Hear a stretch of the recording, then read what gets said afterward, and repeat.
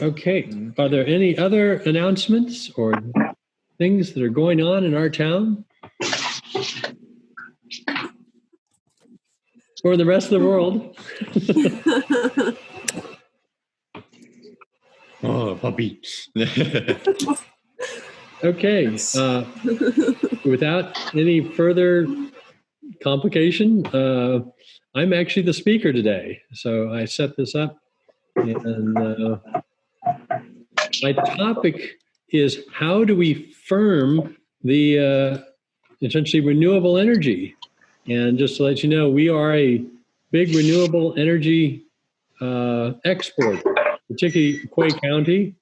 We export something like, the rough numbers, 90% of the electrical energy we produce in Quay County goes out of the county. So realize we are an exporter. And we have some very large windmill projects, and there are more on the way.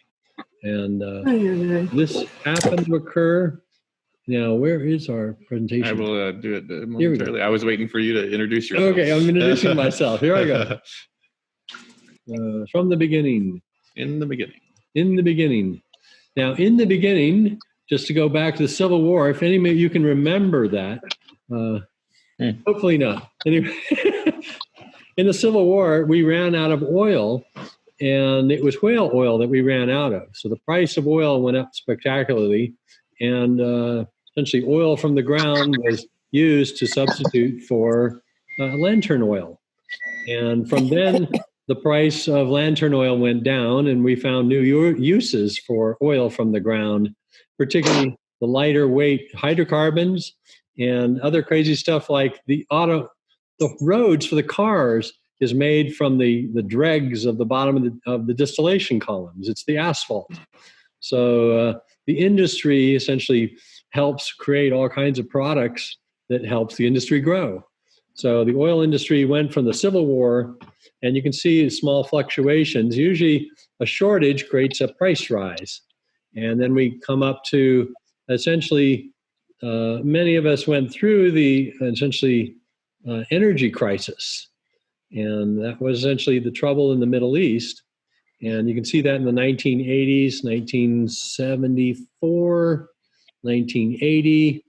And then we get into our global financial crisis, which drove the price of oil up again. And then it dropped. And essentially, fracking was a new technique used to extract oil. It was able to increase the supply, and the price went down. And now we're in a situation where Saudi Arabia and Russia essentially went into a price war, and that drove the price down.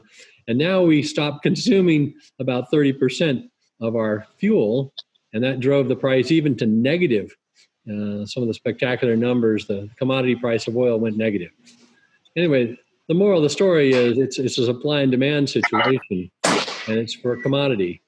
And so I thought it would be interesting to find out what's the next thing that's going to happen. Will that price of oil jump up? But renewable energies play a part in this. Go ahead, Bobby. How do we click? So one of the interesting ones is the history of natural gas and petroleum. And natural gas used to be kind of like the stepchild of the oil industry. It was something that was a byproduct produced in the natural gas industry, particularly if you use propane. That's directly a byproduct from the oil industry. And usually the price rises and falls with the oil industry. But it turns out what has happened is the price is separated. So oil was still high, while natural gas continued and now is a pretty stable and very low price. And that's why coal-fired power plants are gradually being phased out. The driving reason is economics. It's just very inexpensive and very clean to burn natural gas. And a lot of the truck fleets are switching to natural gas simply because the service costs are so much lower. Half the cost of driving those vehicles around. How do we advance? You just click it. Just click it? Mm-hmm. I'll just move this. Right, you click it. Sorry, Ray. And now renewable fuels, they have a different price structure. It turns out they actually can, this is a strange little plot of the different kinds of fuels and the subsidy. This is per gallon for these things called D3, D4, D5, D6.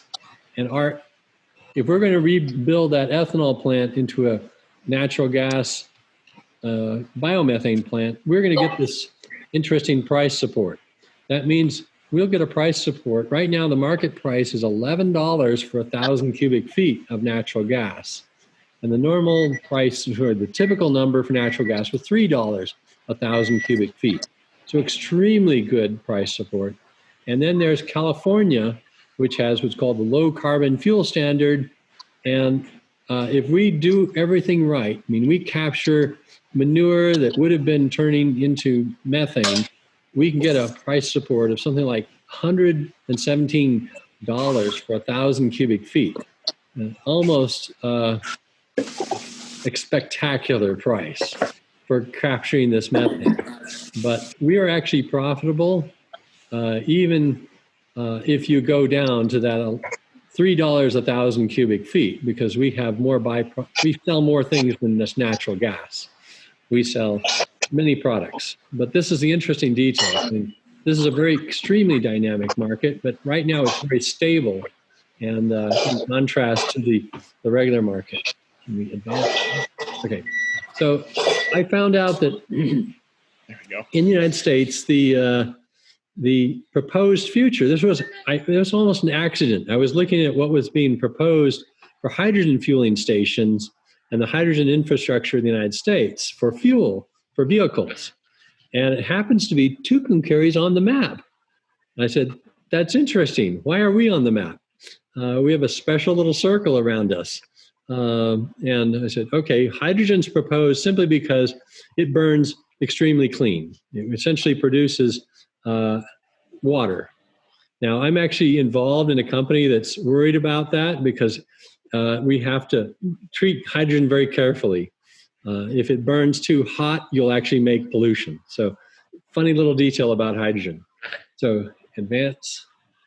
And who are really the customers for hydrogen? Turns out California and New York. These are the big concentration centers of the country. And you say, okay, there's where you would actually want to produce a lot of hydrogen and use it. But it's sort of, can I do this? Mm-hmm. Okay, so the easiest way to produce hydrogen is from natural gas.